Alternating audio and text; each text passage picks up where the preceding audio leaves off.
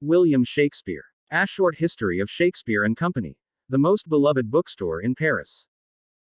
William Shakespeare was an English poet and playwright who is considered one of the greatest writers in the English language. He wrote approximately 38 plays and 154 sonnets as well as a variety of other poems. Shakespeare was born in Stratford-upon-Avon in 1564 and died in 1616 at the age of 52. The facade of Paris's most beloved bookstore is an invitation to step back in time. On passing the shop's jade paneling and vintage signage, many begin to wonder if they've taken a wrong turn along the Rue de la Bûcherie and stepped into some forgotten quarter of Paris. Somewhere the city of light still holds its honey glow. In fact, they have stumbled upon Shakespeare and Company, a bookshop with the kind of lineage that would make Louis XVI weep. Once the haunt of James Joyce and his contemporaries, the store has a hand in publishing some of the greatest and most adventurous novelists of the 20th century. In the 1950s, it was a hangout spot for the Beat generation, and today it endures as one of Paris's most important cultural landmarks. Located on 37 Rue de la Bûcherie, the bookstore was founded by an American named George Whitman. The 17th-century building was once home to a monastery known as La Maison du Moustier, the inhabitants of which were just a cassock's toss from the Notre Dame Cathedral, which lies on the other side of La Seine. Whitman, who had spent his younger years hiking around North and Central America, had a strange habit of pretending he was the monastery's only surviving monk. To those who stepped inside his bookstore, he was the Frère Lampier, the monk charged with lighting and extinguishing the lamps. In those days, George's shop was called Le Mistral, but he changed the name to Shakespeare and Company in April 1964 to mark the 400th anniversary of William Shakespeare's birth. Whitman took the name from a shop once owned by fellow bookseller Sylvia Beach, who founded the original Shakespeare and Company in 1919. At which time Paris was still reeling from the impact of the First World War. Indeed, many of the hopeful young artists and writers who decided to exile themselves to the city in those years were surprised to find that the prices had quadrupled since the beginning of the war. The price of tobacco was 100% higher than in 1914, soap 55%. The downward spiral of the franc explains why so many American writers, Henry Miller, Ernest Hemingway, and F. Scott Fitzgerald, wound up on the left bank.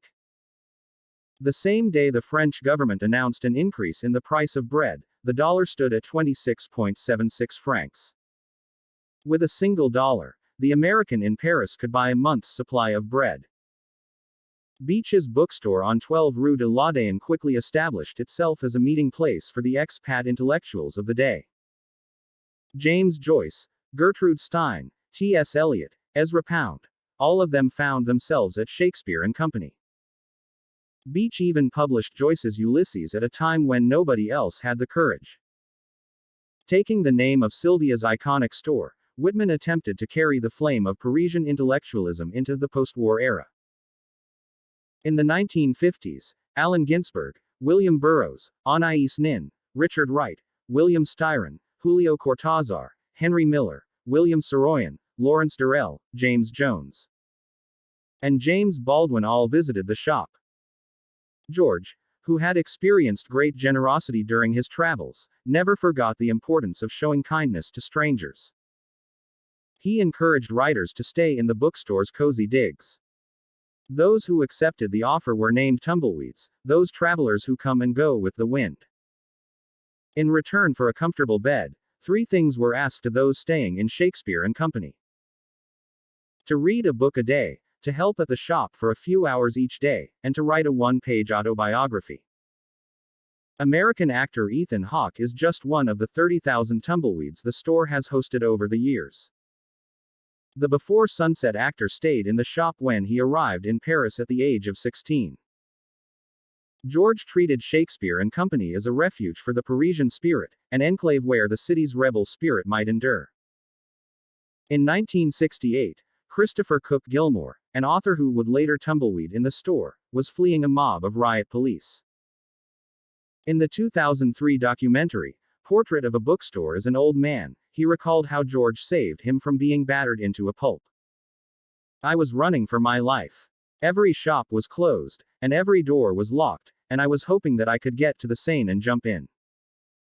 I see this light inside a crazy old bookstore, and there's an old man at the desk. He's all alone. I run in the door. I'm wearing an American football helmet. I have a scarf across my face. I look at him and say, "CRS," and he says, "Get upstairs." He flicks off the lights, shuts the door, and we both run up. We see run by screaming and pounding the cobblestones. And the old man looks at me, grabs my arm, and says, "Isn't this the greatest moment of your entire life?" And that's how I first met George Whitman. In 2002, George's only daughter, Sylvia Whitman, visited her father in his bookstore. The following year, Shakespeare and Company launched its first literary festival, hosting the likes of Philip Pullman, Hanif Kureishi, Siri Hustvedt, Martin Amis, and many others. In 2006, Sylvia was made the official owner of the store, and in 2011, the store introduced the Paris Literary Prize, a novella contest open to unpublished authors from all over the world. Today, it continues to host readings from emerging writers and leading authors. George's story ended in 2011 when he passed away at the age of 98. The story of his beloved bookstore, on the other hand, is still being penned. And that's a brief history of Shani. I hope you found it interesting and informative. If you have any questions or comments, please feel free to leave them below. Thanks for listening.